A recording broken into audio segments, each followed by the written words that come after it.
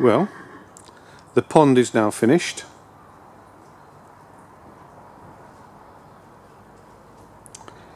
The pump is running, but we're waiting some hose to connect the pump to the filter.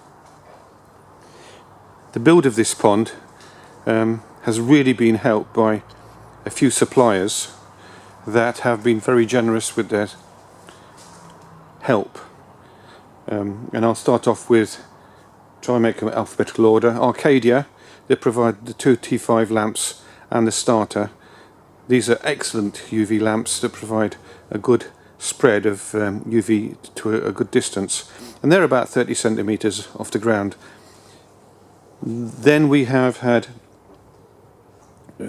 Hagen that have been very generous with providing the filters, the D3 lamps, and the pump that's doing its best to stir the water up at the bottom of this pond. We've had Gordon Lowe that provided the liner. It was 10 meters by 4 meters, big liner, very nice quality, and very, very much recommended. We've had Wicks that provided all the hardware, all the wood, and delivered it, hundreds and hundreds of pounds worth, and they saved us a good deal of money in the way they managed the business. I've mentioned Hagen, I've mentioned Gordon Lowe, I've mentioned Arcadia, and I've mentioned Wicks. Very, very grateful to them all. The pond itself is 6 meters by 2.5 meters, about half a meter deep, about 6,000 litres. The spotlights and the floodlights, there are 2 different ones for good reason.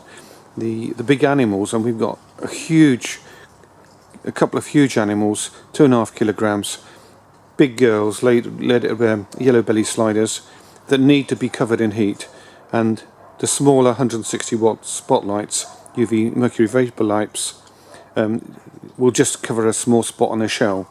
So we're using the floodlights, which some work's been done on, and we think they're actually quite a good lamp for an application like this.